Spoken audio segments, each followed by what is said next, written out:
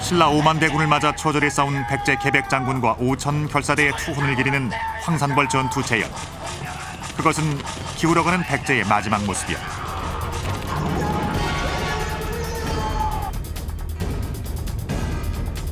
그로부터 기나긴 누명과 오욕은 시작됐다.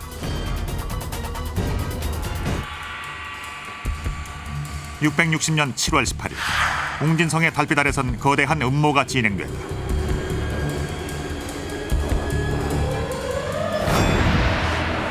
1300여 년의 세월, 묻혀졌던 진실이 드러났다. 그것은 철저하게 가려졌던 백제 멸망과 의자왕 항복에 관한 충격적인 역사 보고서였다.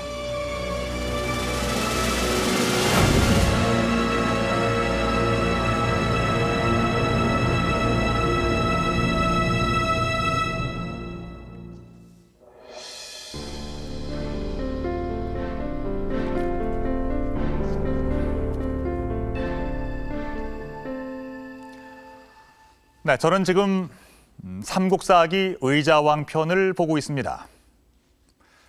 잘 아시는 것처럼 의자왕은 황음, 삼천궁녀, 만국지왕과 같은 지역적인 수식어를 항상 달고 다녔던 무도한 임금의 대명사였습니다. 그런데 이런 의자왕이 재위 기간 내내 대단히 정열적인 대내외 통치 활동을 펼쳤다는 사실이 좀 의외군요.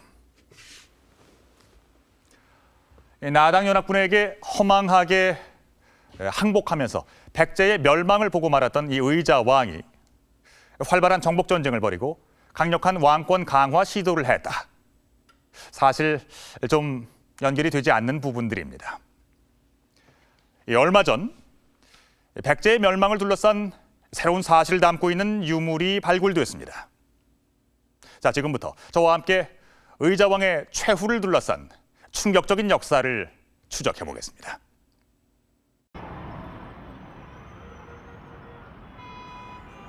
중국 낙양, 황하의 물줄기가 고대 중국의 문명을 이루었던 곳이다.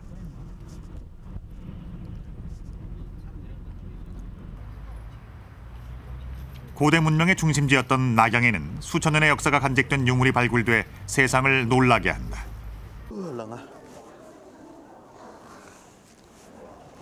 뜻밖의 유물들이 나타나서 고대사 연구에 새로운 활력을 불어넣기도 한다. 얼마 전 이곳에서 백제와 관련된 유물 한 점이 등장했다.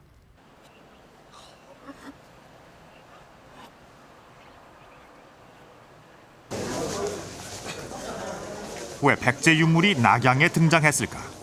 제작진은 이 유물의 행방을 수소문해봤다. 有没有墓志铭就是百济国的墓志啊？听说过没？那个你得到后边他们专门打拓片进去问。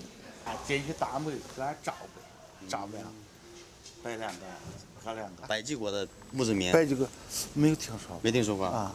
有没有听说过除了唐代的和那个墓志铭啊什么唐代的？唐代墓志铭可多可多，关键是现在看不到样品。这个是哪个年代的？这是清代。啊，清代的。那你听没听说过那个百济国时代的这个碑呀？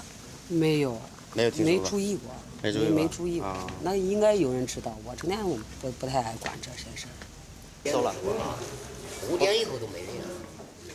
이곳엔 도굴성 유물들도 있기 때문에 출처나 향방에 대해서 솔직한 답변을 하지 않았다.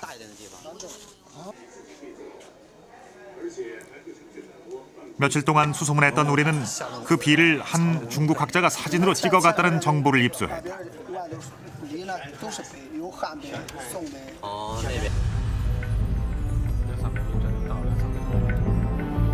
제작진은 일단 그 교수를 만나 유물의 향방을 확인해 보기로 했다.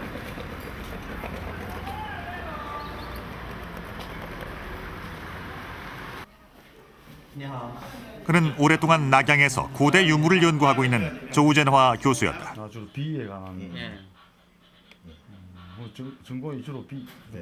중국 고대 금성문을 체계적으로 연구하고 있는 역사학자다. 조우젠화 교수는 유물의 탁본을 사진으로 갖고 있었다. 그런데 사진은 2장으로 된 묘지명이었다. 묘지명은 망자의 무덤에 넣는 금성문이다. 묘지명의 주인공은 대당 좌위위 대장군이란 정삼품의 고위직을 지낸 사람이었다. 迷失尽，墓志之名。他是这么说，卫尉呢，他是和右卫尉都是唐王朝的这个16位之一啊。这个16位呢，是朝廷的禁卫军啊，是专门来保护皇帝、朝廷和国都的安全的啊一个部队的首长。这是皇帝非常 信赖和倚重的人呐。 그런데 묘지명에 백제와 웅천인이란 글자가 눈에 띄었다. 백제웅천, 즉 웅진, 오늘날의 충남 공주 출신이었다. 어떻게 백제인이 당나라에서 고위직을 지냈을까? 유물은 진품일까? 취재 도움 요청에 조전화 교수는 어딘가에 전화를 해보더니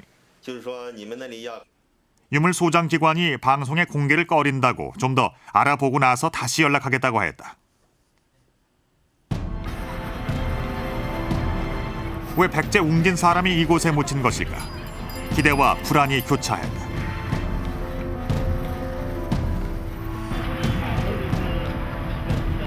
며칠 후 다행히도 만나자는 연락이 왔다. 그러나 묘지명의 실물을 취재진에게 보여줄 수는 있지만 방송 촬영은 안 된다고 했다. 현장에서 설득하기로 하고 급히 묘지명에 있는 낙양 220대학으로 갔다. 우린 조심스럽게 묘지명을 촬영하게 해줄 것을 부탁했다. 这个很多人还在这个研究阶段，还没有，就是说特别以公诸于众，所以呢，我想最好还是不能够那啥。 그러나 무언가 다른 문제가 있는 것 같았다. 묘지명이 창고에 정리되지 않은 상태로 있어서 촬영이 부담스럽다는 것이었다. 喂，校长你好，这有几位韩国来的朋友想来看看咱们这个墓志这个陈列室。那好吧，好的，好，我知道了，好，再见。 탄신이 촬영 허락을 받았다. 우리를 안내한 곳은 이 학교의 탁본 전시실이었다. 只是先把这个。 창고에서 꺼내온 문제의 묘지석이 탁자에 올려지는 중이었다.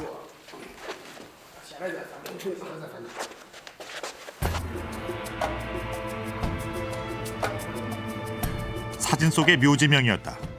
아직 중국에서도 실물이 공개된 적이 없다. 지석과 덮개인 개석으로 된 묘지명은 둘 다 글자 한자 파손됨이 없었다. 측면엔 문양이 새겨져 있었다. 개석을 화려하게 장식한 것은 당나라의 대표적인 필상문인 당초문. 지석의 사면엔 12지상이 마치 종이에 그린 듯 생생하게 새겨져 있었다.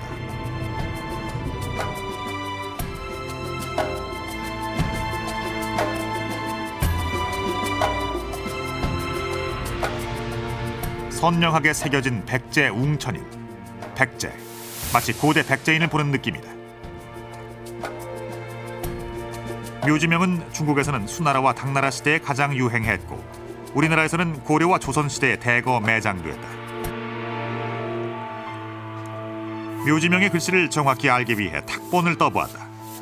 묘지명은 망자와 함께 바로 묻히기 때문에 당대의 기록들이 왜곡되지 않고 담겨 있어 어떤 기록물보다 역사 연구에 중요한 자료다.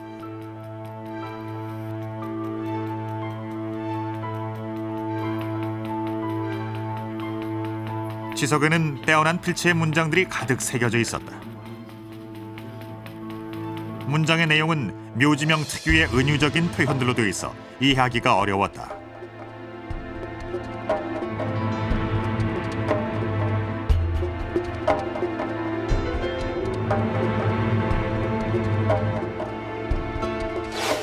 그러나 그의 이름은 예식진. 할아버지 예다와 아버지 사선 모두 백제 최고 직위인 좌평을 지낸 유력 가문 출신이었고 614년에 태어나서 672년 58세의 나이로 사망한 것은 한눈에 들어왔다. 그러나 이 묘지명은 백제 출신 한 장군의 생애를 뛰어넘는 엄청난 백제사의 비밀을 담고 있었다. 대당 좌위위 대장군, 백제 웅천인, 좌평 집안. 예식진은 누구인가?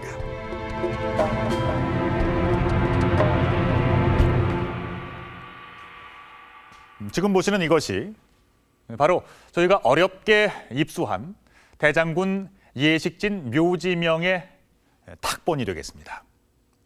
상당히 정밀하게 만들어졌죠.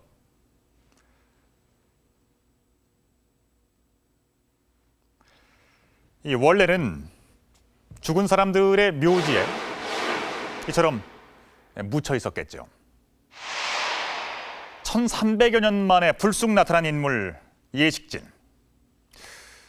이 사람은 원래 백제 사람인데 당나라에 의해서 충용이 되고 있습니다. 이 사람은 어떻게 이처럼 높은 자리에 오를 수 있었던 걸까요? 그리고 당나라에는 왜 갔던 걸까요? 예식진의 생물 연대를 보면 서기 614년에 태어나서 672년에 사망했다 이렇게 되어 있습니다. 상당 부분 그의 생애가 백제의 멸망 시기와 겹쳐지죠. 그렇다면 백제가 멸망하던 시기를 살펴보면 이 예식진의 흔적을 찾을 수 있지 않을까요?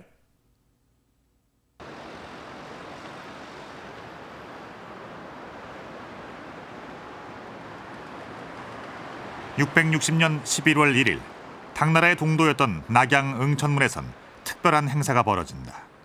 당 고종은 이곳에서 소정방이 백제에서 잡아온 전쟁 포로들을 접수했다.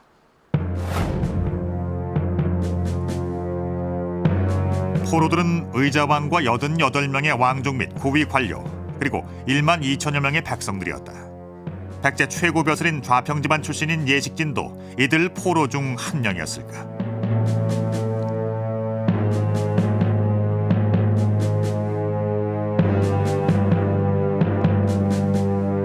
그 가능성을 외의 사신 이키노무라치의 증언에서 엿볼 수 있다. 당시 그는 당나라에 머물다가 이날 행사에 참석했다. 일본 서기에 기록된 그의 목격담을 보자. 의자왕과 왕자 13인, 대좌평, 사택천복, 국변성 등 37인, 모두 50여인이 조당에 나아갔다. 왕족 외의 포로들은 백제 최고위직들이었다. 그렇다면 최고위직인 좌평 집안의 예식진도 전쟁 포로로 이때 당나라에 끌려왔을 가능성은 충분하다.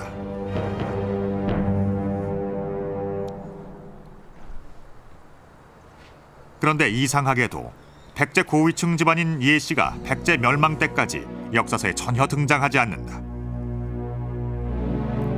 이 비는 의자왕 때 좌평을 지낸 사택지적이 인생 무상을 한탄하며 세운 비다.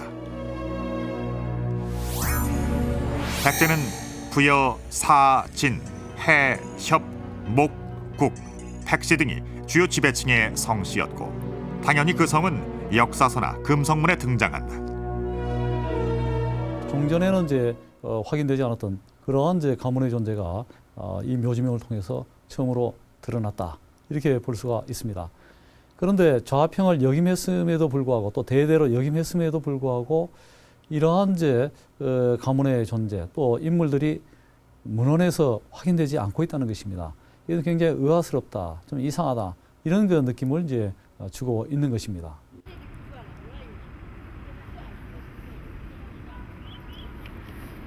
최고 귀족층이면서 역사서에 전혀 등장하지 않는 예씨 가문의 비밀. 이것은 뭘 의미하는 것일까? 그 의문은 흑치상지의 묘지명에서 풀리기 시작했다. 흑치상지 묘지명은 낙양에서 1920년대에 발견돼 현재 남경박물관에 보관 중이다. 흑치상지는 예식진과 같은 시대의 백제 장군으로 좌평 다음 직급인 달소를 지냈다. 백제 패망 후 당에서 예식진과 비슷한 우무위비 대장군을 지냈다. 그런데 흑치상지의 묘지명엔 증조부 때부터 집안 내력이 적혀있다.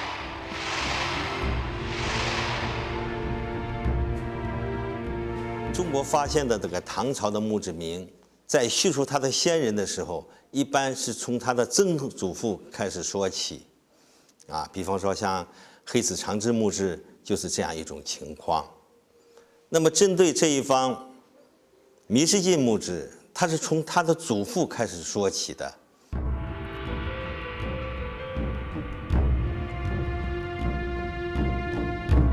그런데 예식진의 묘지명에 왜 증조는 기록되지 않았을까?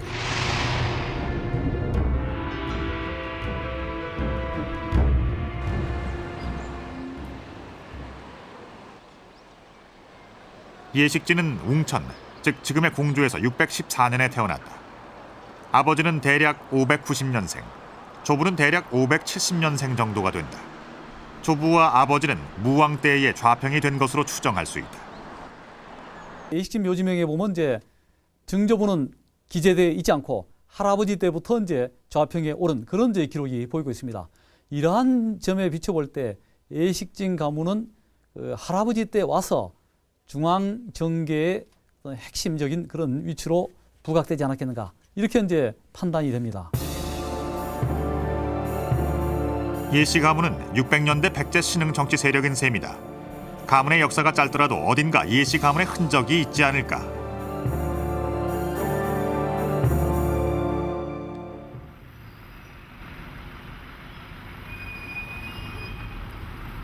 의문의 장군 예식진. 그의 족적을 찾아 예식진 생존 때의 한중일 기록을 샅샅이 뒤져보았다.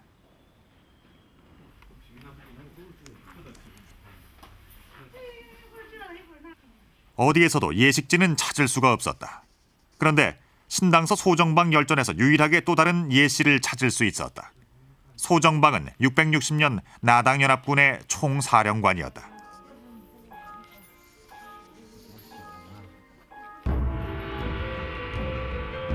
소정방전의 내용 중 의자왕이 항복했던 상황을 기록한 대목에 웅진성의 그 장군 예식이 의자와 함께 항복했다라는 기록이 있다.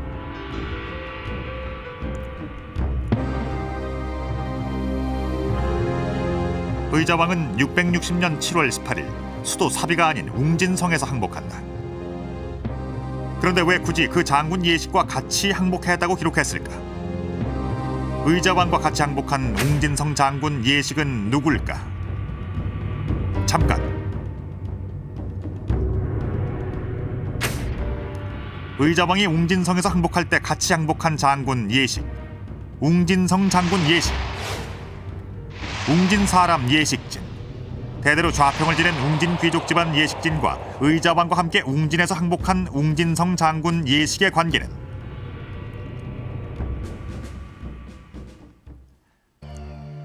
예식진 묘지명을 통해 예식은 예식진과 같은 웅진성의 예씨 집안 장군임을 알 수 있다.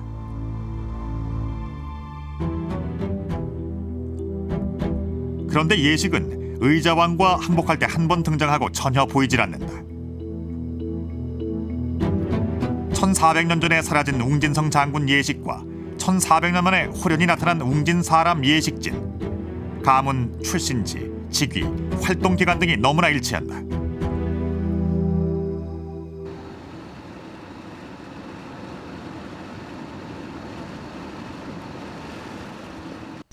중국 시안의 섬서사범대학.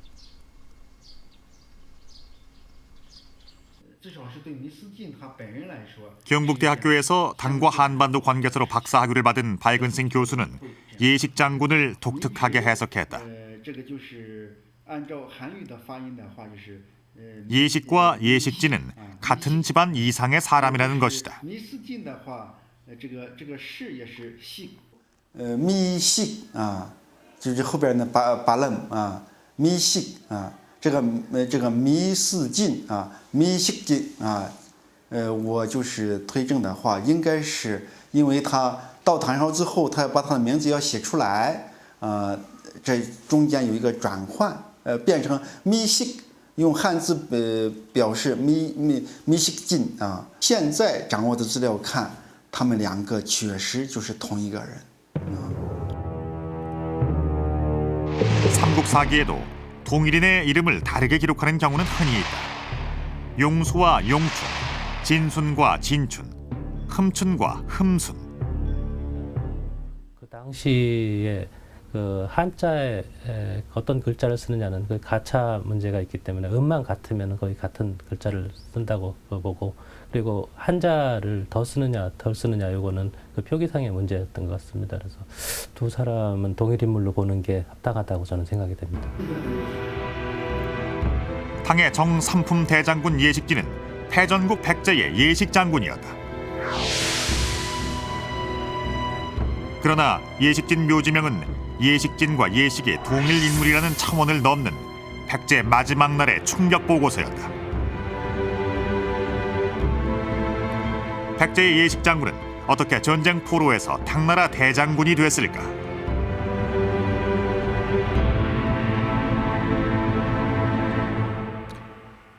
(1300여 년) 만에 불쑥 나타난 정삼품 대당 좌위위 대장군 예식진.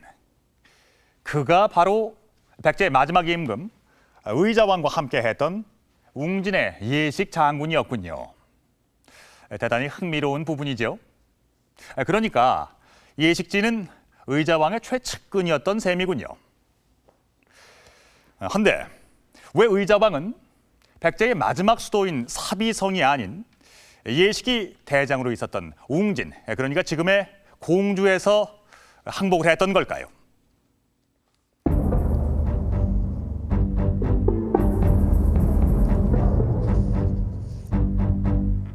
의자왕은 660년 7월 14일 예식장군과 함께 웅진성에서 2차 방어선을 구축하고 나당연합군의 공격에 대비하고 있었다.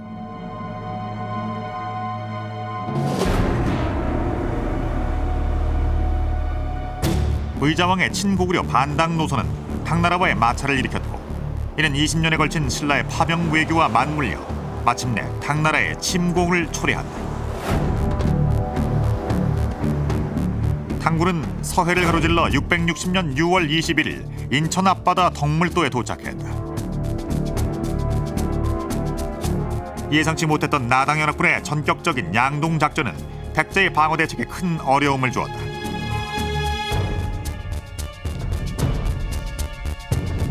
(70평생을) 신라와의 전투로 단련된 백전노장 의자왕도 심각한 고민에 빠졌다.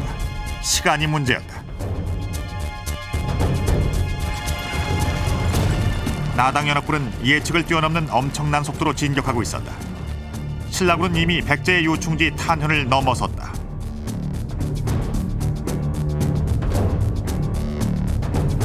삼국시대의 보편적인 전술은 거점성 점령 후 주변을 평정하고 차근차근 진군하는 것이었다. 그러나 연합군은 전투의 기본 틀을 깨버렸다. 목표는 영토가 아니라 백제 멸망. 중간 방어성을 무시하고 사비도성으로 직진하고 있었다.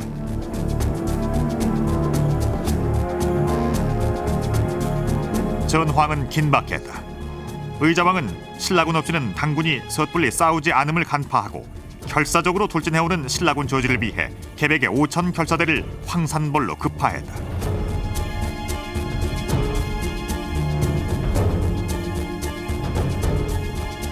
직진해오는 신라군을 막기 위해선 사비로 가는 길목 황산벌에서 사생결단의 전면전을 벌여야 했다.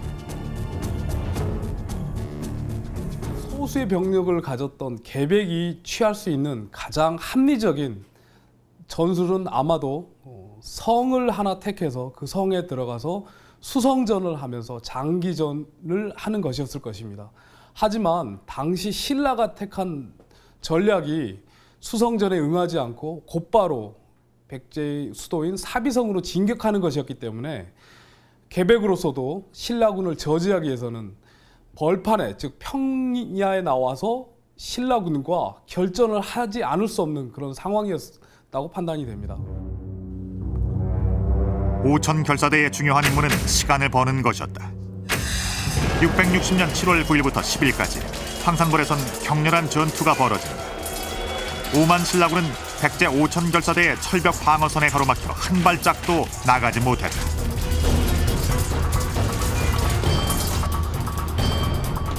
오천 결사대의 처절한 투호는 4전 4승, 믿기지 않는 전권을 올렸다.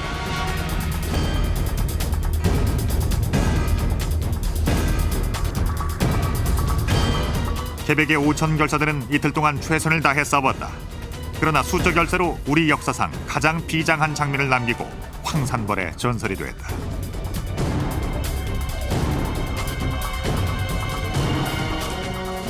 백제군은 사비 남쪽에서 18만 연합군과 최후의 전면전을 벌이지만 정면 승부는 역부족이었다.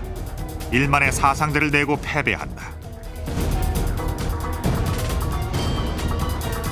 신라군과는 비교할 수 없는 연합군의 전투력이었다. 결국 개전 5일째인 7월 13일 의자왕은 웅진으로 지휘부를 옮긴다.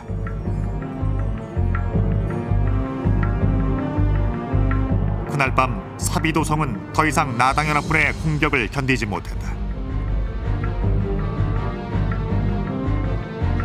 전선은 웅진의 2차 방어선으로 이동한다.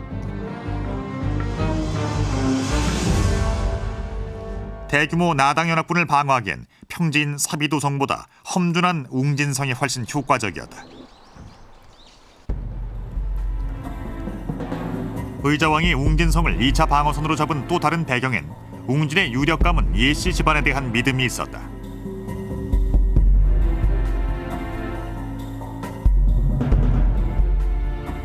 묘지명에 등장하는 할아버지 예다와 아버지 사성, 그들도 의자왕의 아버지 무왕 때 웅진성을 지키고 있었다.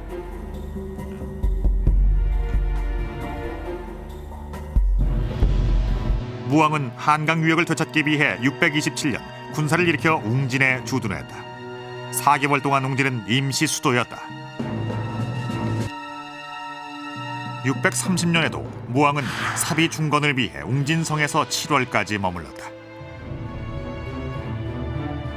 예식진의 아버지, 할아버지가 좌평이었다고 한다면은 그들이 좌평으로서 활발한 정치 활동을 했던 시기는 의자왕의 부왕인 무왕시대로 추정을 해볼 수가 있는데, 그 무왕시대부터 이 왕실과 일정한 관계를 맺고 활동을 해왔기 때문에 의자왕은 그 예씨 귀족에 대한 기대도 있었던 것이 아닌가, 이런 생각을 합니다.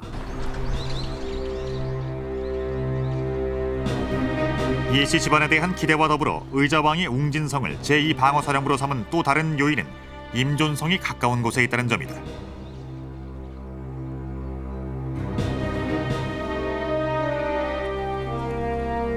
임존성은 백제 멸망 후 백제 부흥군이 나당연합군과 3년 동안 싸울 때 마지막까지 버텼던 난공불락의 요새였다.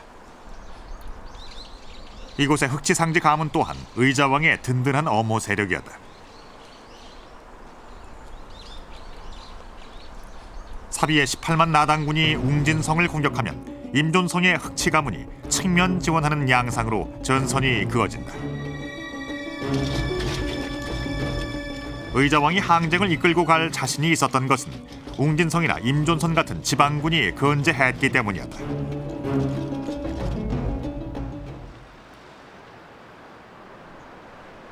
당시 백제 지방군의 전력이 얼마나 강했던가를 확인시켜주는 유물이 있다. 백제에 주둔했던 당군 사령관 유인원 기공비다. 마모드에서 희미한 기록에서 백제 부흥군의 활약상을 엿볼 수 있었다. 벌처럼 모이고 고슴도치처럼 일어나 산과 골짜기에 가득 찼다. 근데 이게 어느 정도 되느냐? 복신이나 또침이 이제 부흥군을 일으킬 때 순식간 한 3만여 명이 모였다. 또 200여 승을 곧 이제 회복을 했다.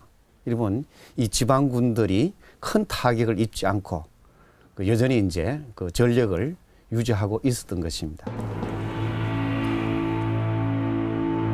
개전 5일 만에 사비도성을 함락한 완벽한 군사작전. 그러나 나당연합군 지휘부는 의자왕을 놓치는 결정적인 전략 실패를 했다. 백제는 지역을 5방으로 나누어서 방어 체계를 구축했다. 연합군의 사비 직공으로 지방군 전력은 보존됐다. 의자왕의 전략 핵심은 지방군을 활용한 사비 포위전이었다.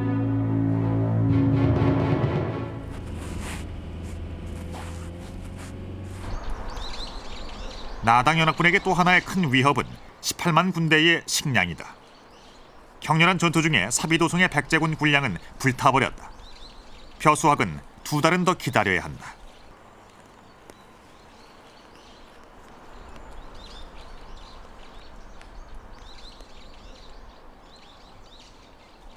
유일한 방법은 신라에서 조달하는 방법이다.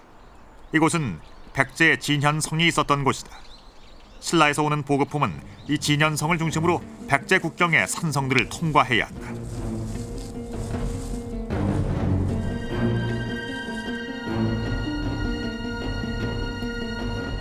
그러나 도성을 목표로 신속하게 진군해온 탓으로 산성에 농성 중인 백제 병력이 건재했고 이들은 연합군의 보급 통로를 봉쇄하게 된다. 실제로 백제가 부흥운동을 일으킬 때 백제 군사가 이 진현성을 장악하고 있음으로써 신라에서 부여에 보급품이 전달되지 않아서 부여에 주둔하고 있었던 당나라 군사가 굶주림에 지친 적이 있습니다. 당나라 군사는 이를 극복하기 위해서 천여 명이 웅진도를 개통하기 위해서 웅진 동쪽, 그러니까 지금의 대전으로 출동했다가 모두 몰수하기도 했는데 그만큼 보급품 전달의 중요한 위치가 이 진현성과 대전 동쪽 지역이 되겠습니다.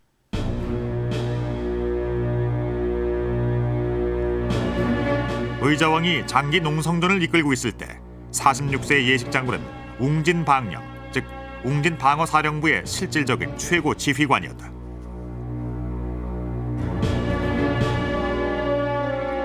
그런데 의자왕은 항전 5일째인 660년 7월 18일 갑자기 항복하고 만다.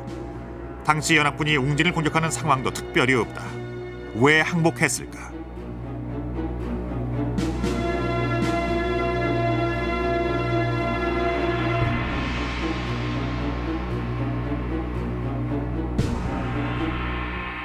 나당 연합군이 웅진성을 공격한 흔적도 없다.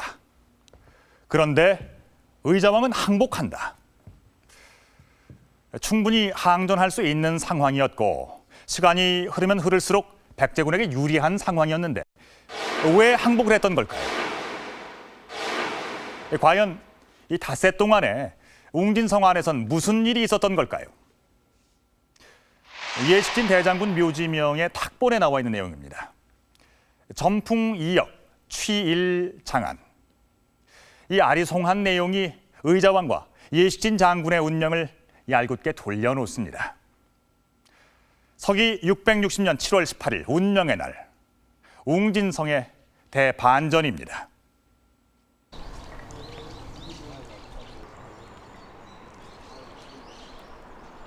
계룡산 자락의 아슬아슬한 비탈에 자리한 고왕암. 의자왕의 명으로 백제 마지막 해 지은 암자다.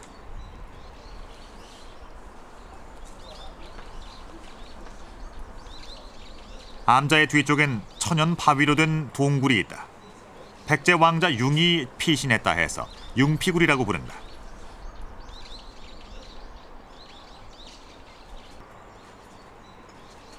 왜 이곳에 백제 왕자가 숨었던 걸까? 융피굴 전설이 사실인지는 알 수가 없지만 급박했던 상황의 증언이 아닐까. 삼국사기 백제본기엔 의자왕이 항복하는 상황에 대해서 의자왕 및 태자 효가 제 성주들과 함께 항복했다라고 기록하고, 신라 본기엔 의자왕이 태자 및 웅진 방령군을 이끌고 웅진성에서 나와 항복했다고 돼 있다. 그리고 신당서에는 예식이 등장한다.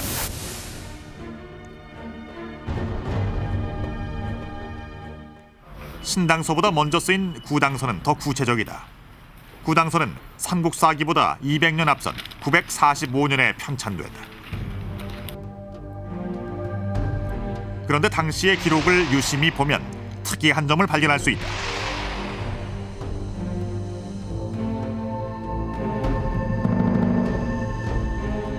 왕이 항복하는 장면을 서술하는데 구당서, 신당서 모두 의자왕이 주체가 아니고 푸하인 예식이 주체로 되어 있었다.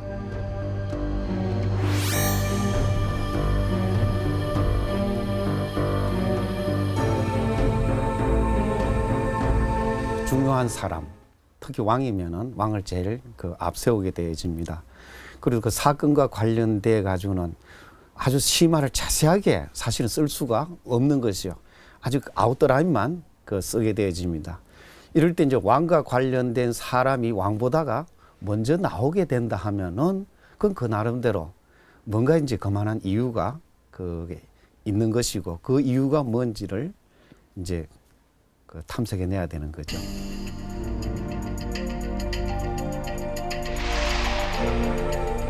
의자왕의 항복 기사 바로 뒤 융의 기사를 보자. 태자융이 주체로 기록돼서 어색함이 없다. 예식을 주어로 기록한 것이 사관의 실수로 볼 수 없는 증거다.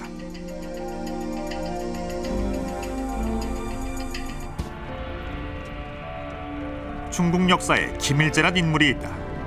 김일제는 흉노 출신으로 한나라에 귀화하여 큰 공을 세웠다. 중국 역사에선 이민족이 공을 세우면 항상 김일제에 비교한다.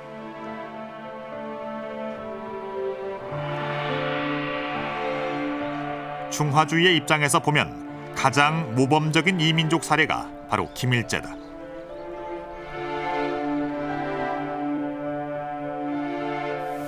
그런데 예식진의 묘지명엔 김일제의 공을 어찌 예식진의 공에 비교할 수 있겠는가라고 칭송하고 있다.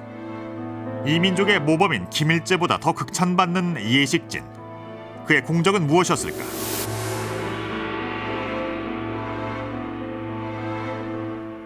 百济的移民中，扶余荣啊，就是百济的王子，后来的太子，他最后做到三品了。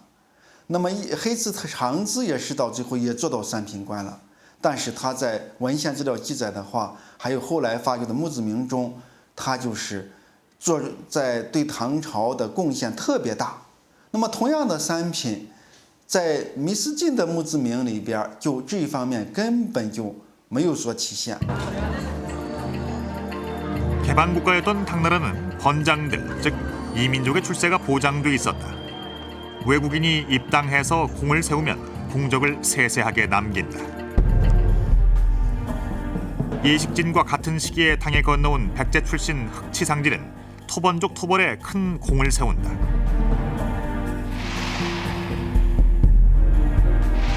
그의 비문엔 당나라에서 세운 공과 관직의 승격 과정이 세세하게 나와 있다.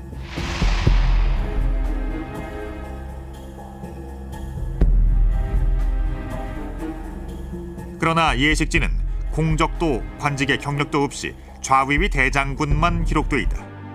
예식진의 공적은 무엇이었을까? 민족사학자 신채호 선생은 조선 상고사에서 의자왕의 항복 장면을 독특하게 서술했다.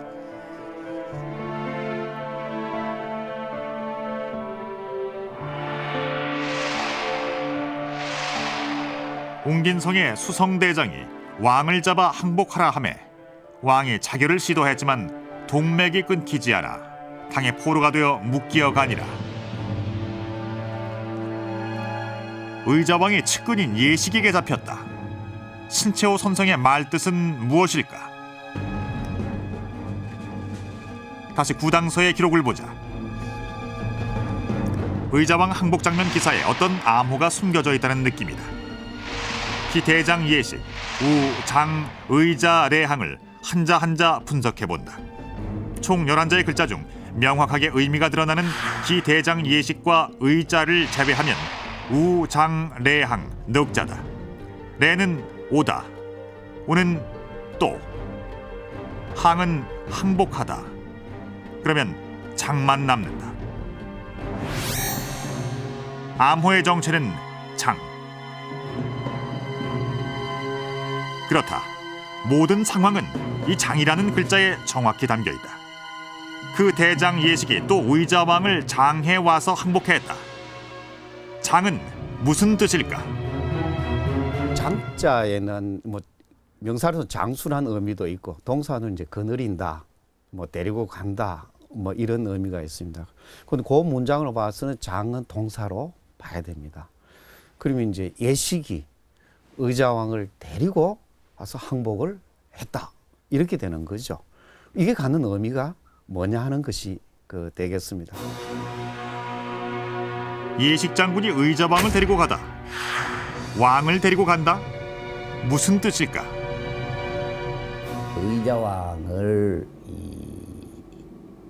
감금 내지 체포를 해서 당에 항복했던 것으로 보입니다. 의자왕을 사로잡아서 소정방에 이렇게 와서 항복을 한 것입니다. 결국 그 예식은 그 의자왕에 대해서 반역을 한 것이고 백제에 대해서 반역을 한 것이죠. 장, 데리고 간 것인가? 체포해 간 것인가? 취재진은 놀라운 결론에 신중해 줄 수밖에 없었다. 그래서 한문을 일상적으로 접하는 중국 역사학자의 분석을 들어보기로 했다.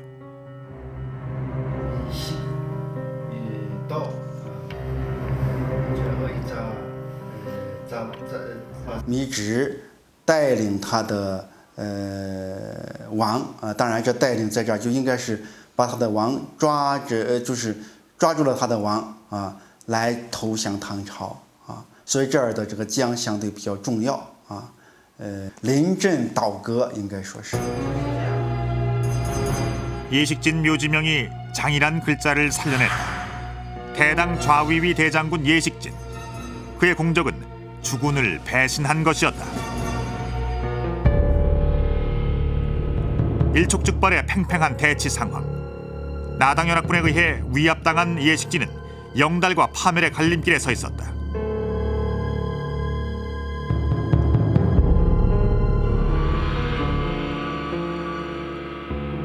암호문 같았던 묘지명의 의미도 이제 뚜렷하게 드러난다. 이 상황을 비유적으로 표현해 놓은 것이었다. 점풍이역, 취일장안. 그 점풍은 뭐 바람을 점친다. 바람이 어디로 갈 거냐, 어디로 불 거냐. 그 백제 지역에서 앞으로 자기의 거치. 그건 거치란 건 당한테 항복할 거냐, 아니면 저항할 거냐. 이래 했을 때 자기 나름대로 이제 점쳐봤다는 건 여러 가지로 계산을 한 셈이죠. 점풍. 웅진성의 깊은 곳에선 이미 새로운 힘을 따르고 있었다.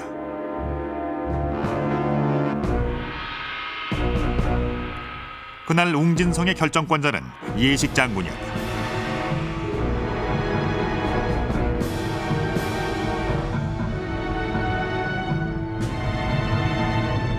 (660년 7월 18일) 의자왕의 체포는 전투 중지의 명령이자 백제 700년 역사의 끝이었다.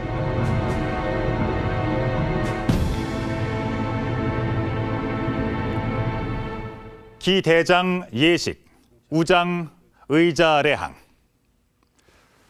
정말 충격적이군요.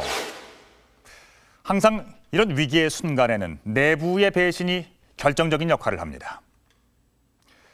역설적으로 한반도의 삼국이 대립하고 있을 시절에는 당나라가 오히려 고전을 했습니다.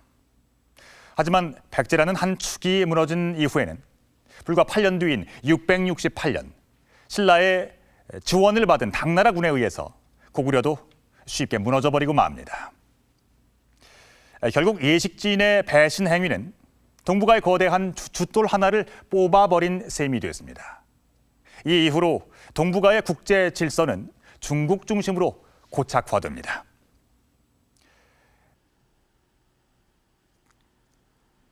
부여 고란사에는 삼천궁녀의 최후를 담은 벽화가 있다. 나당연합군에 쫓겨 낙화암에서 뛰어드는 궁녀들. 그러나 삼천궁녀 이야기는 후대 문인들이 지어낸 허구일 뿐이었다.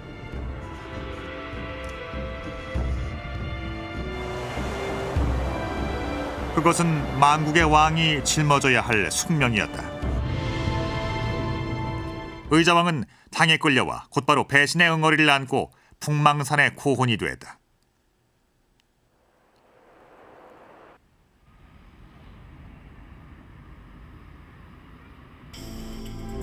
의자왕의 측근에서 당 황제의 충신으로 변신하여 화려한 삶을 산 예식진.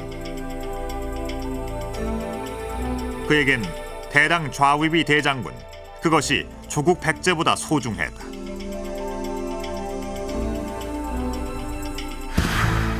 묘지명은 그에 대한 화려했던 당 황제의 믿음을 보여주고 있다.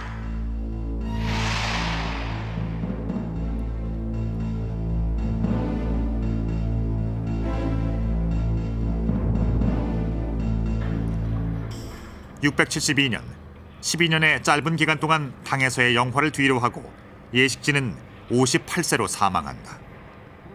황제는 조칙을 내려 최고의 예우로 고위 관료들이 묻히는 고엔위안의 글을 안장했다.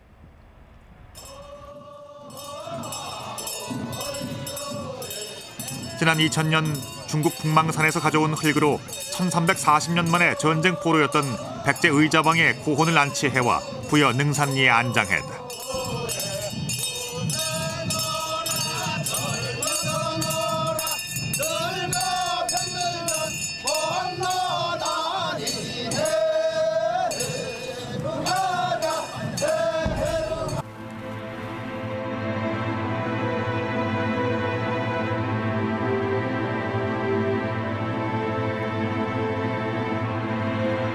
자신의 영달을 위해 주군을 등졌던 예식진. 그에게도 한 점 회한이 남아 있었을까? 예식진의 묘지명은 오늘 의자왕의 오욕을 벗겨주고 있다. 오늘 역사 추적은 이처럼 예식진이란 인물의 묘지명을 통해서 무려 1348년 동안이나 까마득하게 묻혀져 있었던 역사의 진실, 그 한 단면을 확인했습니다. 물론 이 예식진 묘지명의 정확한 의미는 앞으로도 연구가 계속돼야 할 역사학계의 과제일 겁니다.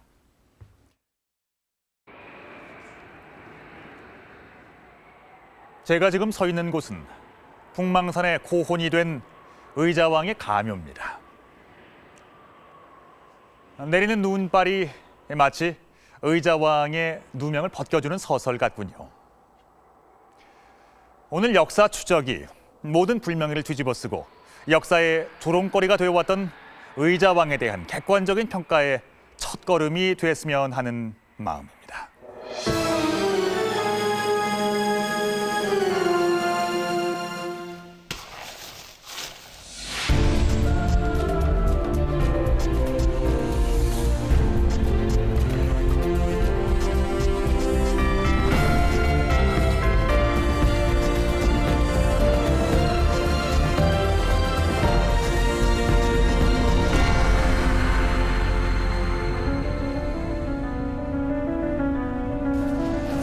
서기 660년 신라와 당나라 연합군이 백제를 공격했다. 이 공격으로 백제는 700여 년 역사에 막을 내리고 말았다.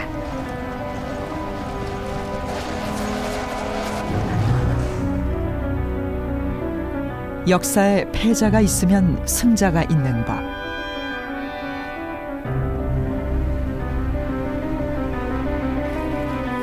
그해 8월 승자가 모습을 드러냈다.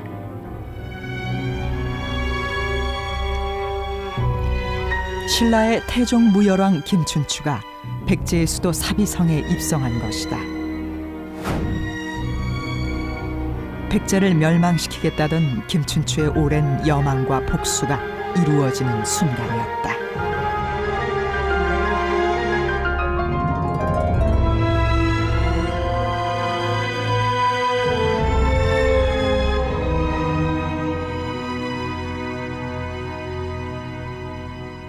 백제와 고구려를 차례로 멸망시키며 드디어 삼국시대를 마감한 신라의 삼국통일. 이 중심엔 태종무열왕 김춘추가 있었습니다. 김춘추는 탁월한 외교력으로 당나라를 끌어들여 통일의 대업을 이룩할 수 있었다고 역사는 기록하고 있습니다.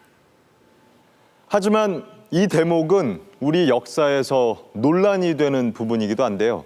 실제로 신라의 삼국통일은 당이라는 외세를 끌어들인 외세 의존의 역사였다는 평가가 나오는 것도 바로 그 때문입니다. 그렇다면 김춘추의 외교는 과연 어떤 것이었을까요? 그리고 그는 왜 그토록 외교에 집착했던 것일까요? 한국사 전, 오늘은 우리 역사상 가장 활발하고 가장 극적인 외교 활동을 펼쳤던 김춘추 외교의 실상을 만나보겠습니다. 해마다 추석 이틀 전 경주의 태종 무열왕릉에서는 추향대제가 열린다.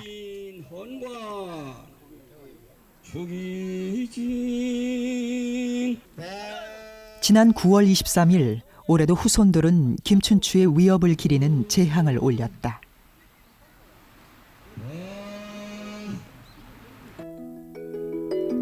삼국의 역사를 기록한 삼국사기.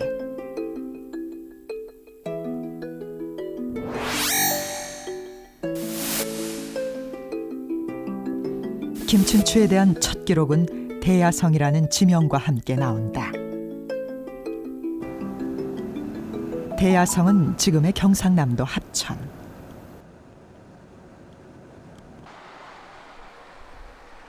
진흥왕 때 이 지역을 차지한 신라는 도독부를 설치, 이곳을 관할했다.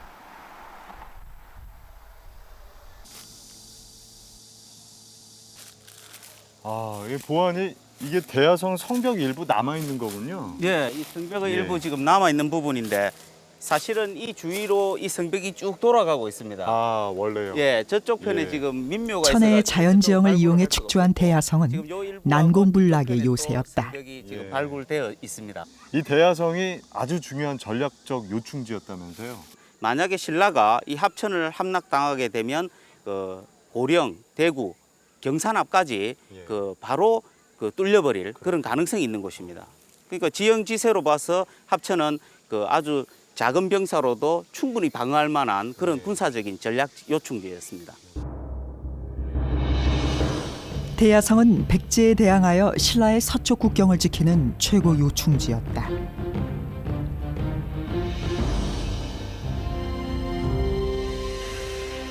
(642년) 백제 의자왕은 윤충 장군을 보내 이 대야성을 공격했다. 여기가 바로 죽죽입니다. 당시 대야성 전투를 기록한 비석이 지금도 합천에 남아있다. 백제의 침공에 네, 맞서 이게 바로 싸웠던 죽죽의 신라장수 비문입니다. 죽죽의 비석이다. 신라 충신 죽죽지비라고 제목이 적혀 있습니다. 이 비문 안에 죽죽이 대야성 전투에서 어떻게 싸웠다라는 내용이 있습니까? 그 꺾일 수는 있어도 굽힐 수는 없다. 이것이 자기의 아버지가 죽죽이라고 하는 이름을 지어준 이유다. 예. 내가 어찌 항복하겠느냐. 이러한 얘기를 하면서 끝까지 항전했다고 합니다. 예. 백제에 끝까지 항전하다 전사한 죽죽의 행적을 기록한 비문. 그런데 품석이라는 인물은 백제에 항복했다는 기록이 뚜렷하다.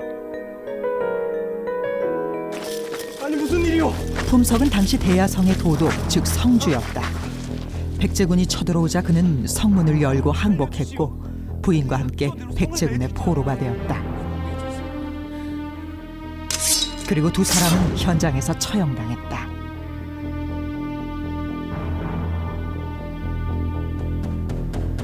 백제군은 품석과 부인의 머리를 잘라 부여로 보냈다.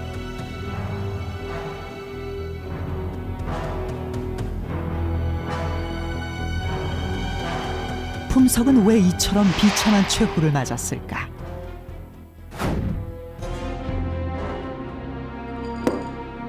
이는 품석 자신이 자초한 일이었다.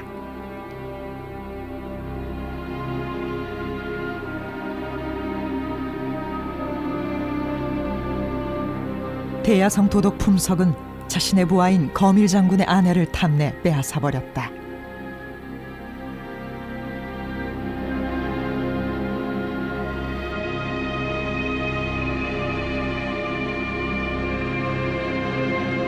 이를 안 거밀은 복수의 칼날을 갈았다.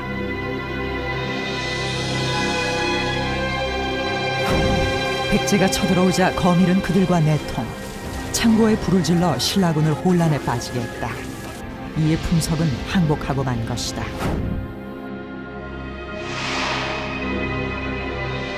그런데 문제는 품석과 그의 아내가 바로 김춘추의 사위와 딸이라는 점이었다.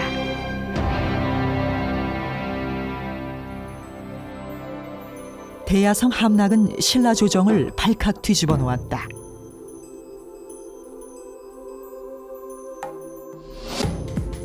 신라 화랑들이 그들의 맹세를 새긴 임신서기석.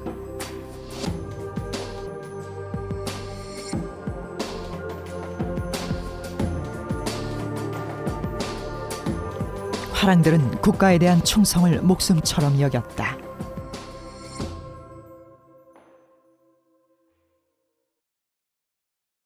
나라에 대란이 있을 때에는 기꺼이 나라를 위해서 충성을 하겠다, 목숨을 바치겠다는 그런 내용이 들어 있습니다. 그래서 그 화랑 정신의 얼마나 투철했던가 하는 것을 알 수 있는 굉장히 중요한 금서문이 되겠습니다. 그런데 김춘추의 사위 품석은 이런 화랑 정신을 외면한 채 백제에 항복하고 만 것이다.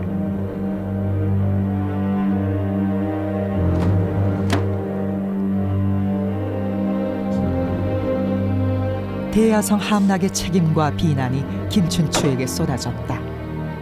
정치적, 도의적 책임을 피할 수 없게 된 것이다. 김춘추에게는 최대의 정치적 위기였다.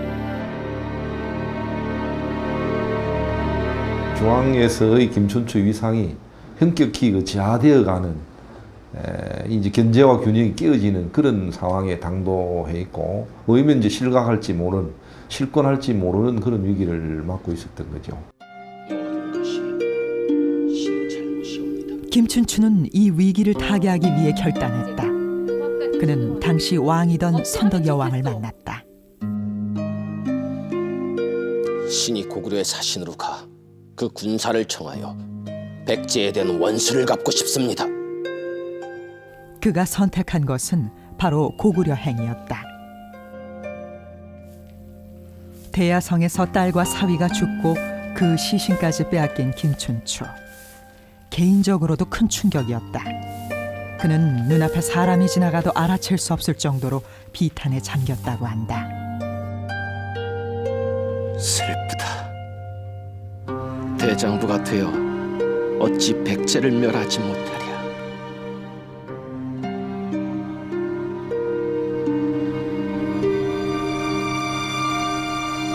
딸과 사위를 잃고 그 시신마저 빼앗긴 김춘추는 크나큰 충격을 받습니다. 곁에 사람이 지나가도 모를 정도로 비통해했으며 기필코 백제를 멸망시키리라 다짐을 했습니다. 이제 백제는 김춘추에게 복수의 대상이 된 것입니다. 또한 이 사건은 김춘추에게 정치적 위기를 불러오게 됩니다. 사위의 항복으로 인한 대야성 전투 패배의 책임과 비난이 그에게 쏟아졌던 것인데요. 이를 극복하기 위해서 그는 고구려행을 선택하게 됩니다. 김춘추의 정치적 결단이자 백제를 멸망시키기 위한 노력의 시작이었습니다.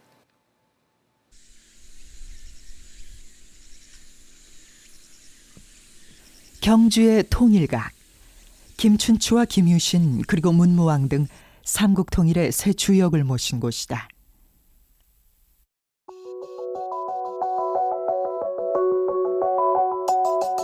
그러나 김춘추 시대, 신라는 세 나라 중에서 가장 큰 곤경에 처해 있었다. 백제와 고구려가 끊임없이 신라를 침범해왔다. 친백제계의 외 역시 신라를 적대시했다. 실제 외는 신라를 치기 위해 대군을 준비하기도 했다.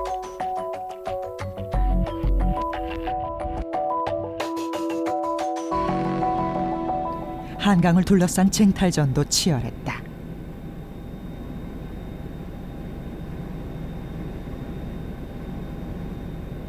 (7세기) 초 신라는 한강 유역을 두고 고구려와 치열한 접전을 벌이고 있었다. 한강은 신라에게 생명선이나 다름없었다.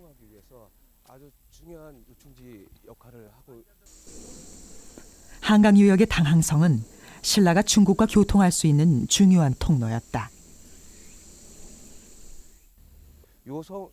이 성을 지키기 위해 신라는 군사력을 집중했다.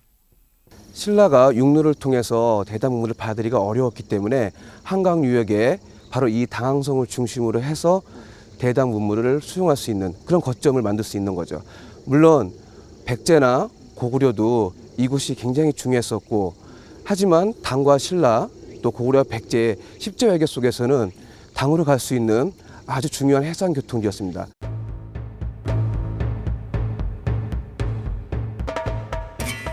백제와 고구려는 연합하여 바로 이 당항성을 빼앗으려 했다. 신라의 위기였다.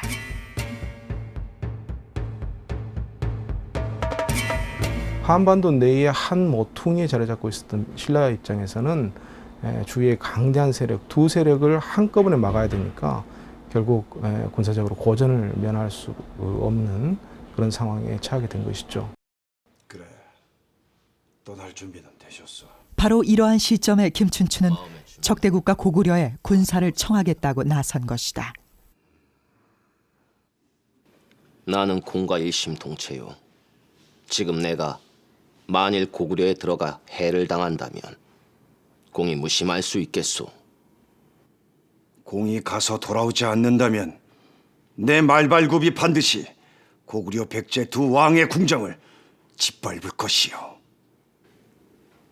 내 생각에 60일이면 돌아올 것이요.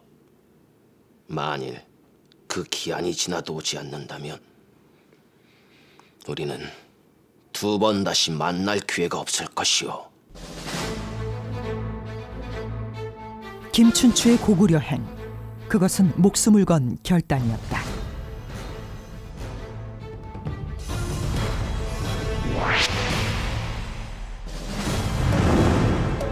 당시 고구려는 기세등등했다.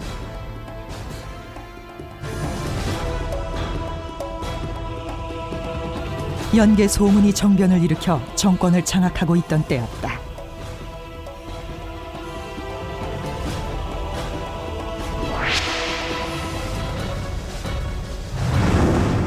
한편 당나라는 고구려와 끊임없는 군사적 충돌을 일으키고 있었다. 그런데도 김춘추가 고구려 행을 결심한 것은 당과의 관계를 염두에 둔 행보였다. 김춘추는 고구려와의 외교를 양면적으로 해석했던 것 같습니다. 만약 실패할 경우에도 김춘추는 차후 당태종과의 외교를 성공리에 이끌 수 있는 정보력을 자신이 지게 될 것이고, 고구려와도 연대할 수 있다는 것을 내세움으로써 당태종을 장기적인 안목에서 압박할 수 있는 그런 외교적 제스처의 일단이었다고도 볼 수 있습니다. 고구려로 간 김춘추는 연개 소문과 만났다.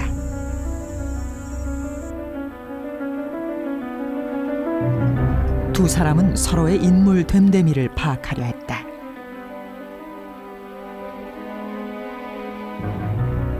그 만남은 팽팽한 긴장 속에 이루어졌을 것이다.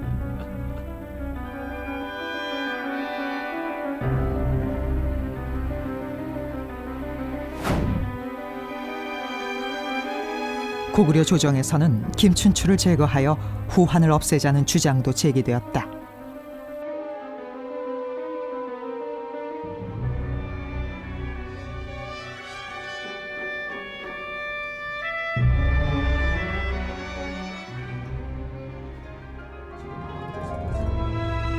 김춘추는 마침내 보장왕을 만났다. 이 자리에서 그는 고구려의 군사를 요청했다. 백제가 무도하여 신라 강역을 번번이 침략하고 있습니다. 이제 고구려의 군사를 얻어 그 치욕을 씻고자 합니다. 지금 신라가 차지하고 있는 마목현과 중령은 원래 우리 고구려 땅이다. 그 땅을 돌려주면 군사를 내어줄 수 있느니라.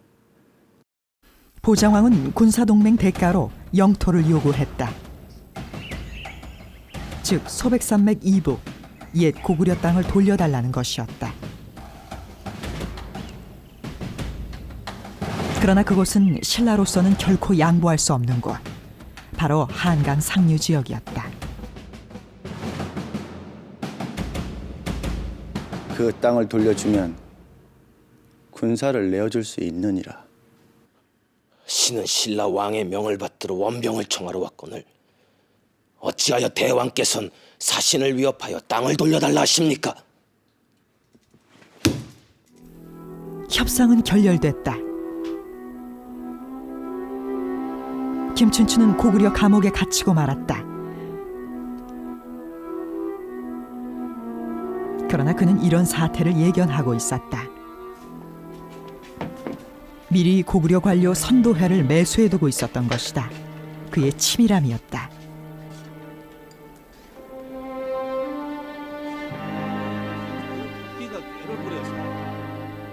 김춘추를 찾은 선도회는 토끼와 거북의 설화를 들려주었다. 당장의 위기 극복을 위해 거짓 약속이라도 하라는 우회적인 충고였다. 김춘추는 이를 받아들였다. 마목현과 중령은 본래 고구려의 땅입니다. 신이 귀국하면 우리 왕께 청하여 돌려드리겠습니다.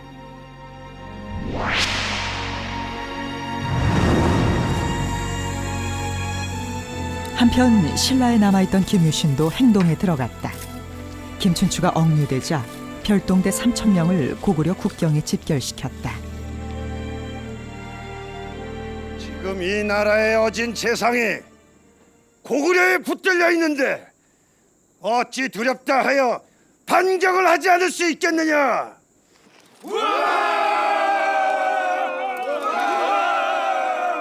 김춘추가 자기의 어떤 그 정치적인 어떤 기반들이 와해되어 나가는 것들을 자기의 죽음을 불사하고 간 거죠. 그것은 신라를 위해서 뭔가 자기의 어떤 희생입니다. 그런 제스처를 취함으로 인해서 진골 귀족들에게 아주 강인한 인상을 줄 수 있었다고 생각됩니다.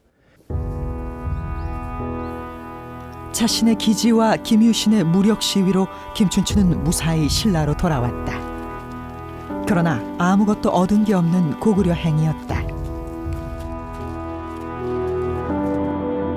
김춘추의 목숨을 건 고구려 행은 별 성과 없이 끝이 나고 말았습니다. 하지만 여기서 주목할 것이 한 가지 있습니다.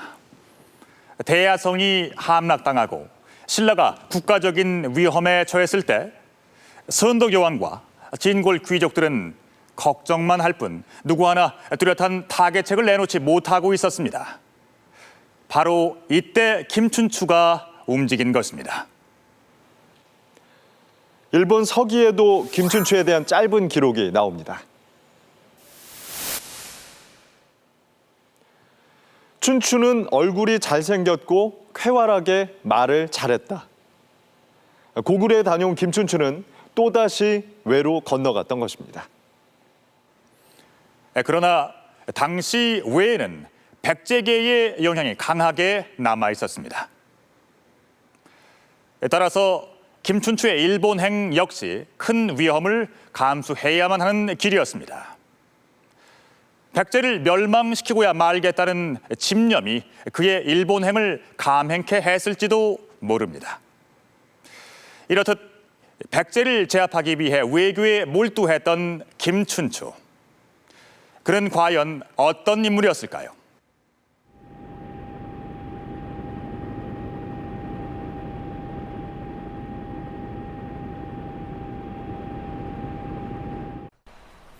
경주시 교동, 김유신의 집터로 추정되는 곳이 남아있다.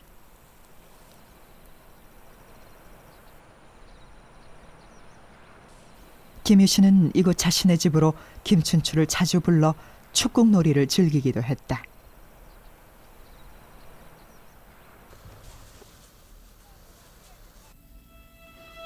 김유신 집을 드나들던 김춘추와 김유신의 여동생 문희는 눈이 맞았고 급기야 문희는 혼전 임신을 했다.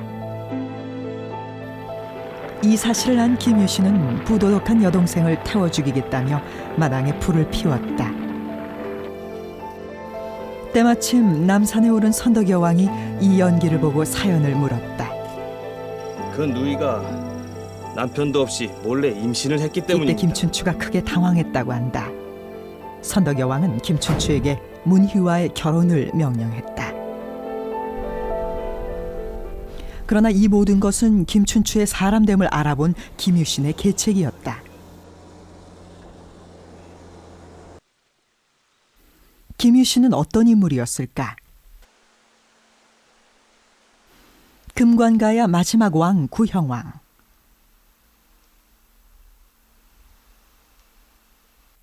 그는 법흥왕 때에 금관가야를 신라에 바치고 귀순했다. 바로 가야의 이 마지막 왕이 김유신의 증조부다. 신라로 귀순한 김유신 가문은 숱한 전공을 세웠다. 그러나 당시 신라 주류는 정통 진골 귀족들. 김유신 가문은 여전히 비주류였다. 김춘추 가문 역시 신분적 한계가 있었다. 진흥왕의 둘째 아들인 진지왕은 유부녀 도화랑과 부적절한 관계를 맺어 비형이라는 아들을 낳습니다. 진지왕은 즉위 4년 만에 국인, 즉 귀족들에 의해서 왕위에서 쫓겨나고 맙니다. 정치가 어지럽고 음란하다는 이유로 4년 만에 귀족들에 의해 쫓겨난 진지왕. 그는 김춘추의 할아버지다. 김춘추는 폐위된 왕의 후손이었던 것이다. 폐위된 왕의 손자. 이는 김춘추의 정치적 입지에 결정적인 약점이 되었다. 이미 폐위된 진지왕의 혈통, 그래서 김춘추 같은 경우는 선골에 해당될 수가 없는 것이죠. 그래서 선골이 아닌 진골 출신으로 남아 있었기 때문에 김춘추의 입장에서는 원래 왕위 계승에서는 좀 멀어져 있는 그 사람이라 이렇게 이야기를 할 수 있습니다. 신분적, 정치적 한계를 지녔던 김춘추와 김유신 두 사람은 혼맥을 형성, 끈끈한 유대 관계를 맺었던 것이다. 두 가문의 유대 관계를 말해주는 일화가 있다. 진덕여왕 때 백제와의 전투에서 8명의 백제 장수를 사로잡은 김유신. 그는 백제 포로와 품석 부부의 유골 교환을 제의했다.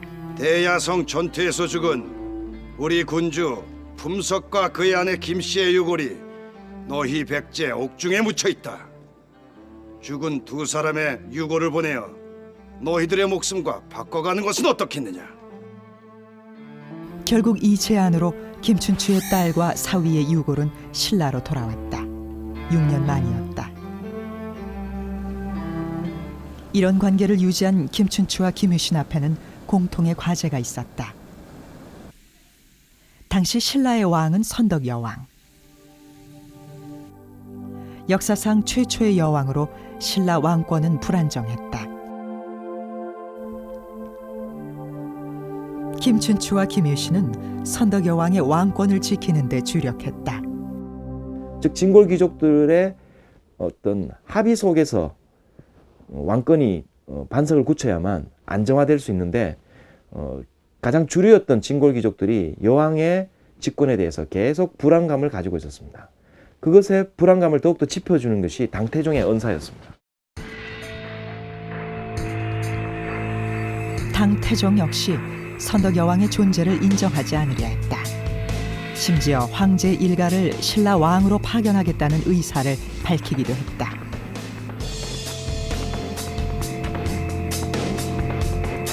이런 배경으로 진골 귀족들이 반란을 일으키기도 했다. 선덕 여왕 16년, 상대등 비담이 반란을 일으켰다. 김유신이 이들의 제압에 나섰다. 반란군과 김유신 장군이 이끄는 군대의 전투는 어땠습니까? 김유신 장군이 가지고 있던 그 관군은 그 평지성인 월성을 중심으로 돼 있었고, 비단과 염정은 이 그 산성에 의지해서 군사권을 가지고 있었기 때문에 그 김유신 장군에 비해서 훨씬 더 유리한 위치에 있었다고 볼 수 있습니다. 김유신은 불리한 전세를 역전시켜 이들을 평정했다. 상대등 비담을 비롯 반란 세력은 모두 처형당했다.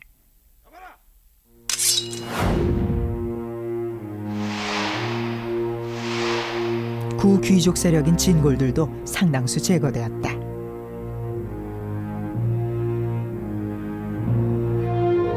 김춘추는 정치권을, 김유신은 군사권을 장악했다.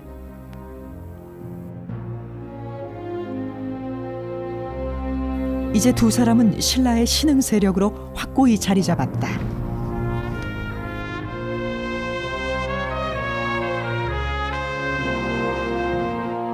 김유신이라는 걸출한 파트너와 함께 신라 정치의 중심이 된 김춘추. 하지만 아직 남은 과제가 있었습니다. 반드시 멸망시키리라 맹세했던 백제는 여전히 근제한 채로 신라의 국경을 끊임없이 침범해오고 있었습니다. 이에 김춘추는 대당 외교에 나섭니다. 하지만 이것도 결코 쉬운 일은 아니었습니다. 고구려와 끊임없이 충돌하던 당나라에게 한반도 동쪽의 작은 나라 신라는 관심의 대상이 아니었습니다. 하지만 결국 김춘추는 나당 군사 동맹을 이끌어내는데 성공했습니다. 김춘추의 나당 동맹 성사. 여기엔 치밀한 외교 전략과 고도의 심리전이 있었습니다. 당나라와의 외교에 나선 김춘추. 그러나 대당 외교 역시 목숨을 건 길이었다. 봉성 온시들의 사당 사현사. 대당 외교에 나선 김춘추의 목숨을 구해준 한 인물을 모시고 있다. 온군해는 김춘추의 대당 외교에 결정적인 기여를 했다.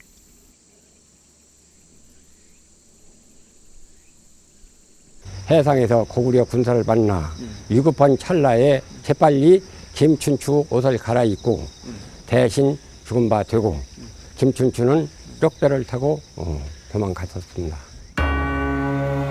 대당 외교길, 김춘추는 고구려 수군에게 포위되었다. 이때 온군해가 대신 김춘추의 옷을 입고 대항하는 사이 김춘추는 무사히 사지를 빠져나올 수 있었다. 김춘추의 당나라 행은 이처럼 위험한 길을 가야 하는 수천리 험로였다.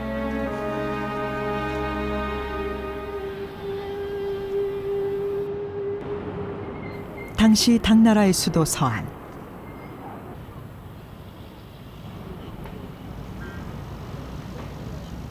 당나라에 도착한 김춘추는 당태종으로부터 환대를 받았다.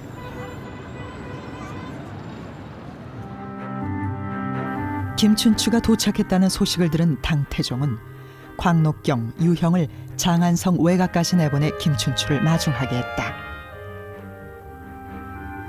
당시 외교 관례로 볼 때 매우 이례적인 일이었다. 당태종 스스로도 김춘추를 매우 높이 평가하고 후하게 대했다. 이런 환대에는 배경이 있었다. 당시 당나라는 고구려와 수차례 전쟁을 치른 상태였다. 특히 태종 자신이 직접 출정했던 안시성 전투에서 치욕적인 패전을 당한 직후였다. 이제 당나라는 신라의 중요성을 인식하기 시작했던 것이다. 일거의 대군을 동원해서 고구려를 멸망시키려 하다가 이것이 불가능하다는 것을 알게 되집니다. 그럼 장기전으로 고구려를 공략을 하고 또 전략적인 측면에서 고구려의 방어력을 갖다 분산시킬 수 있는 방법을 강구를 합니다. 이런 점을 감안할 때 당은 신라의 전략적 가치와 또 그 군사력에 주목하게 되집니다. 그래서 이 김춘추에 대해서 의도적으로 환대를 했던 것입니다. 당의 입장에서 고구려 군사력 분산을 위해서라도 신라가 필요했다. 태종의 김춘추 환대에는 이런 계산이 깔려 있었던 것이다.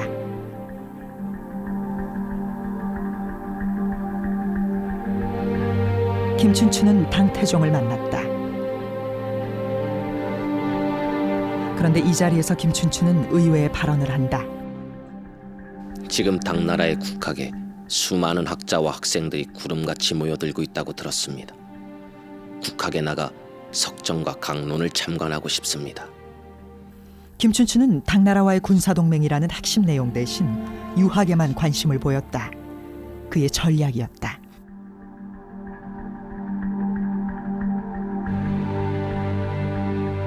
김춘추는 처음부터 자기가 갖고 있는 속마음을 다 내놓지 않고 상대방이 궁금해하면서 그 말을 꺼낼 때까지 기다렸던 것이죠.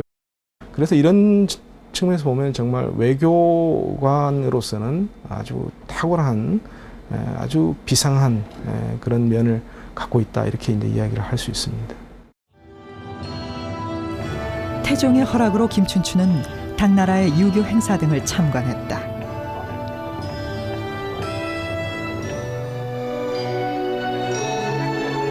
얼핏 한가한 행보로 보였다.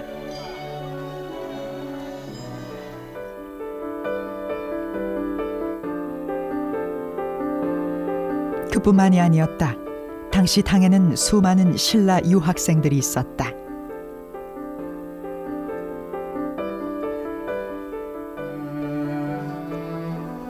김춘추는 이들을 만났다. 유학생들에게 당의 정세를 듣고 분석하기 위한 의도였다. 김춘추는 결코 서두르지 않았다.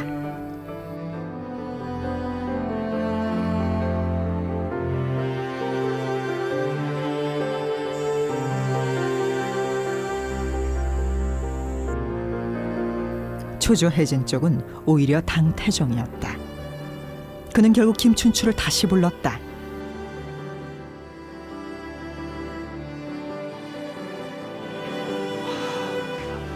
말을 먼저 꺼낸 쪽은 당태종이었다. 그대에게 무슨 소원이 있는가?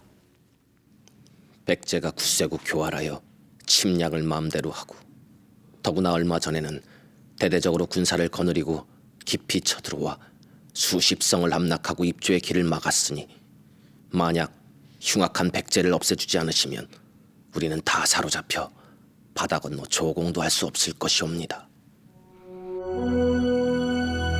당태종은 나당 군사동맹을 수락했다. 김춘추의 전략이 적중한 것이다. 당태종은 삼국의 주변 정치에 대해서 전언에 의존하고 있었고 실제 소상한 정보를 알지 못한 상태였습니다. 김춘추가 자신이 직접 체험한 정보를 들려줌으로써 당태종과의 협상을 자신이 원하는 방향으로 이끌어갈 수 있는, 말 그대로 국가 대 국가의 외교가 구축되었다는 점에서 새롭게 평가할 수 있는 외교적 자질이라고 할 수 있겠습니다.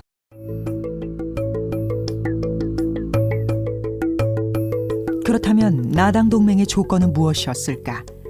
직접적인 기록은 전해지지 않는다.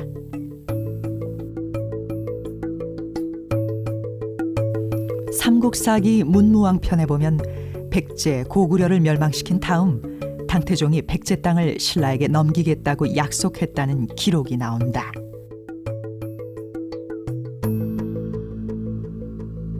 신라는 이런 위기를 탈출하기 위해서 수단과 방법을, 온갖 수단과 방법을 동원해서 외교 활동도 하고 병력을 끌어들이려 했기 때문에 사실은 그 백제 병합의만으로 당시 신라 수준이 만족을 충분히 할 수 있는 그런 상황이었습니다. 치밀한 전략과 심리전으로 나당 동맹을 이끌어낸 김춘추. 반드시 백제를 멸망시키겠다는 그의 여망을 실현시킬 조건을 마침내 갖추게 된 것이다.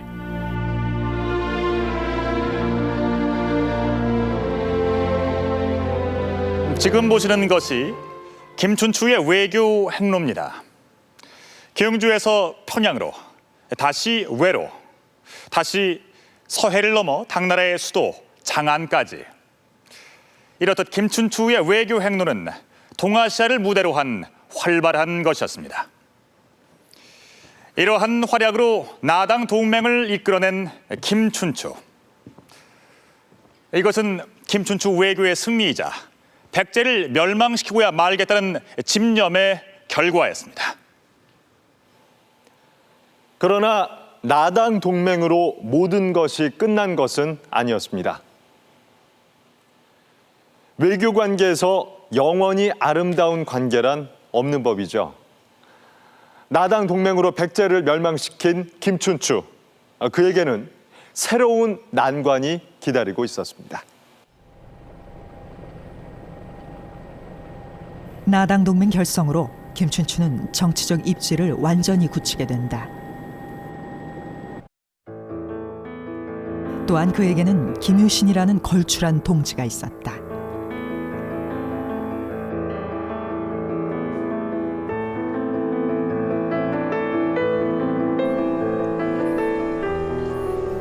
날개를 단 김춘추는 빠른 속도로 신라 사회를 개혁해 나갔다.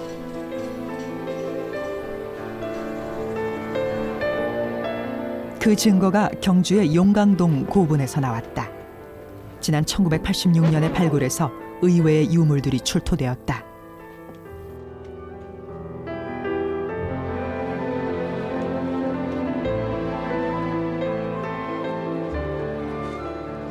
(7세기) 후반에서 (8세기) 초의 것으로 추정되는 토용, 복식이 모두 중국풍이다. 김춘추는 나당 동맹 성공 1년 뒤 당나라의 의관을 전격 수용했다.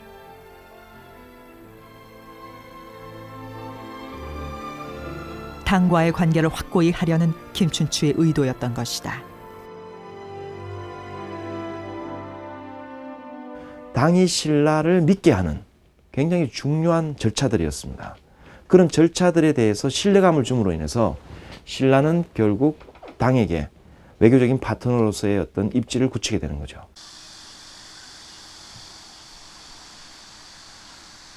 김춘추가 신라에 실권을 쥐고 있는 동안 진덕 여왕이 후사를 남기지 않은 채 죽었다.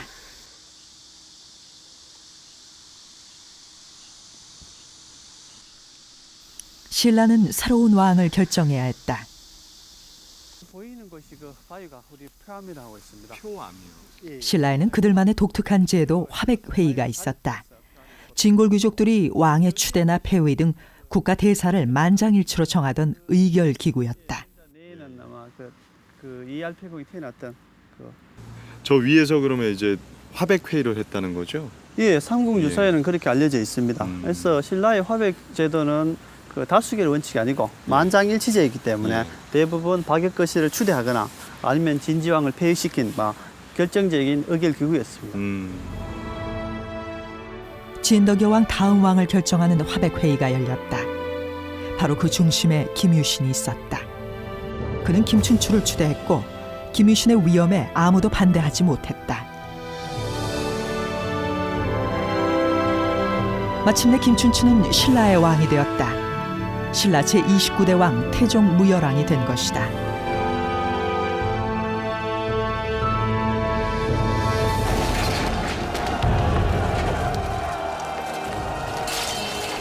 김춘추가 왕위에 올랐으나 백제와 고구려는 끊임없이 신라를 침공해왔다.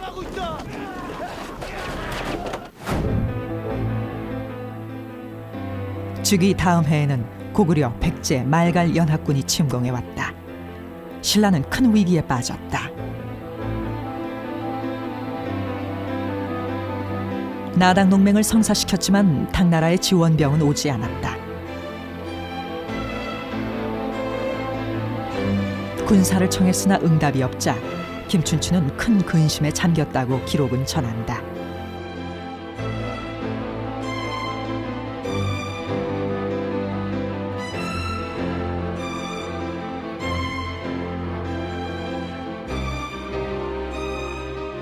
백제를 멸망시키겠다던 그의 열망은 무산되는 듯했다.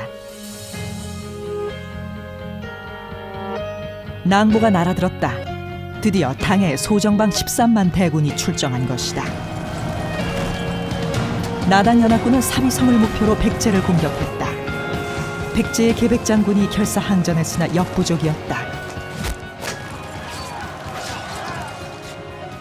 마침내 660년 7월 백제 의자왕이 항복했다.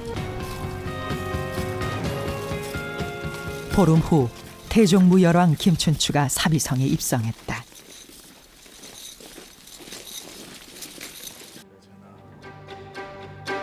김춘추는 소정방과 함께 높은 곳에 앉았다.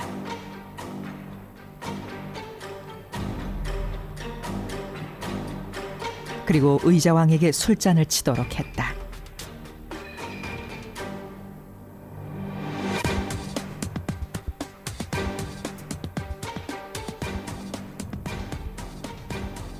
승자의 쾌감을 만끽하는 순간이었다. 그리고 반드시 백제를 멸망시키겠다던 맹세와 복수를 이뤄낸 성취감에 젖는 순간이기도 했다.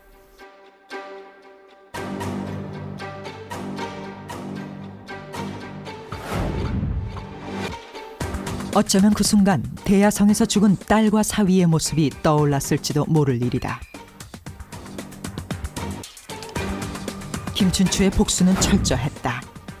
대야성에서 백제와 내통했던 거밀의 사지를 찢어 강물에 던졌다. 나중에 문무왕이 되는 범민도 복수에 가세했다.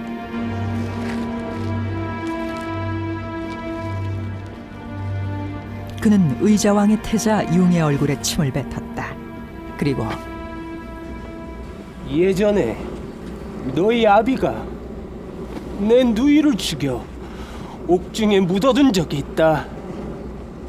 그 일로 20년 동안이나 마음이 아팠는데 오늘 너의 목숨이 내 손안에 있구나.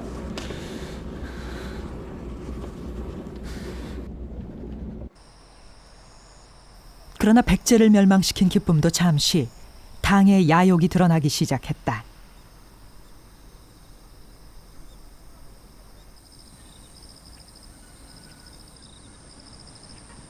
정림사지 5층 석탑에는 소정방이 새긴 글귀가 남아있다. 당나라가 백제를 멸망시킨 것을 기념한다는 글귀다. 당은 의자왕과 함께 12,000여 명의 백제 백성을 포로로 끌고 갔다.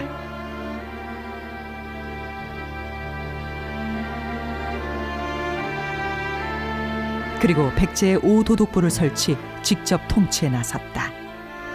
신라와 김춘추가 얻은 것은 없었다.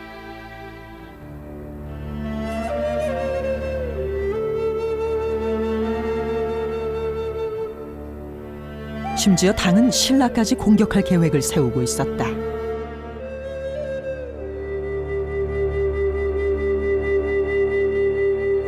근데 실제 당이란 세력은 백제보다도 고려보다도 훨씬 강한 세력입니다. 그리고 이민족의 세력입니다.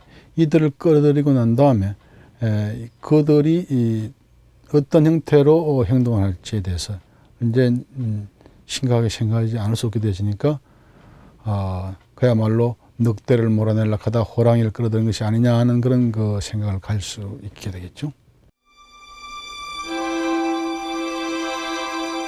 모든 것이 불확실했다. 백제는 멸망시켰지만 당은 신라까지 넘보고 있었다. 이 와중에 김춘추는 죽음을 맞이했다. 삼국사기는 왕이 돌아가셨다라고만 기록하고 있다. 661년 백제를 멸망시킨 지 1년 만이었다. 김춘추에게 당나라는 어떤 존재였을까요? 백제를 제압하기 위해 꼭 필요했지만 한편 목의 가시 같은 존재는 아니었을까요? 결국 김춘추는 백제 멸망 이후 당나라의 야욕을 극복하지 못한 상태에서 죽음을 맞이하게 됩니다. 결국 김춘추는 자신의 맹세대로 백제를 멸망시켰습니다. 개인적으로는 백제에 대한 복수를 한 셈입니다. 이후 그의 아들 문무왕은 여세를 몰아서 고구려까지 멸망시켜 통일 시대를 열어갑니다. 이러한 김춘추에 대한 평가도 엇갈리고 있습니다. 신라의 입장에서 최선을 다한 외교 지략가인가 아니면 외세를 끌어들인 사대주의자인가? 이 물음에 대한 대답은 간단치 않을 것입니다. 하지만 한 가지 확실한 것은 있습니다. 백제에 대한 지독한 복수심뿐만 아니라 국내 정치 상황을 외교로 돌파하려 했던 김춘추의 선택은 추효했습니다. 또한 백제를 제압하려 했던 그의 여망도 실현됐습니다. 적지 않은 논란에도 불구하고 김춘추는 외교로서 역사를 움직인 탁월한 외교가이자 비주류에서 왕위에까지 오른 풍운하였던 것입니다.